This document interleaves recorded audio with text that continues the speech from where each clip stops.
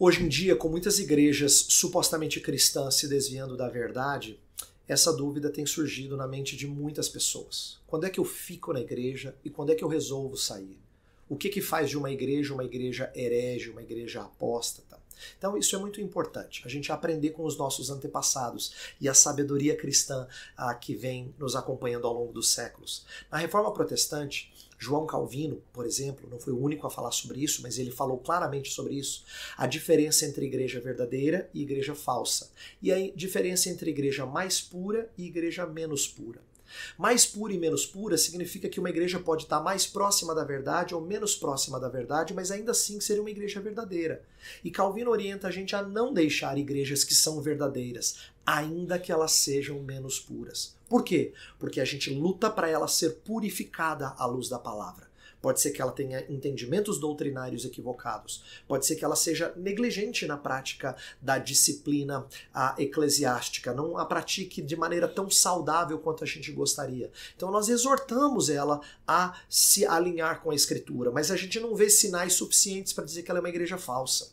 Então a Reforma Protestante nos encoraja a permanecermos e lutarmos para que igrejas se tornem mais saudáveis, se tornando mais e mais puras. No entanto, tem um momento em que a gente participa de igrejas em que elas se mostram e se declaram falsas. Por quê? Porque não há mais o verdadeiro evangelho ali. Quais são alguns sinais de que uma igreja está se tornando falsa e a gente deve sair dela e não permanecer nela? Primeira dica é que quando uma igreja começa a se tornar excessivamente personalista, quando ela é focada demais em uma pessoa, quando ela é focada demais em alguém que representa a igreja e aquilo que ele ou ela fala é lei. Quando uma igreja se torna personalista, ela dá o primeiro indício de que ela está caminhando para o caminho de seita antes do que de igreja de Cristo Jesus. Por quê? Porque, novamente, uma lição que a gente aprende da Reforma é que nenhum personagem, nem o Papa, nem qualquer líder de igreja deveria ser um guru insubstituível.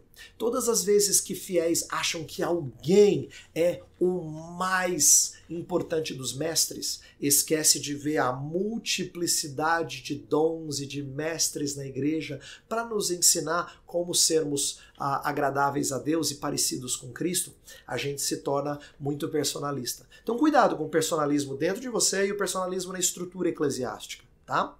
Segunda orientação, a Escritura tem que ser amada.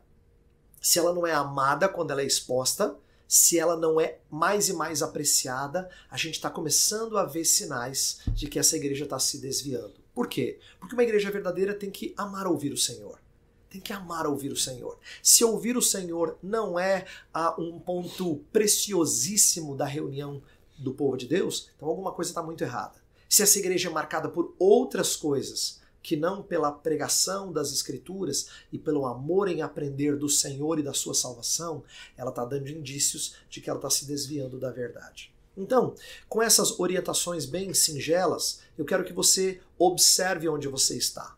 Se a igreja ainda prega a verdade de Deus, ainda que com imperfeições, lute para que ela seja mais pura.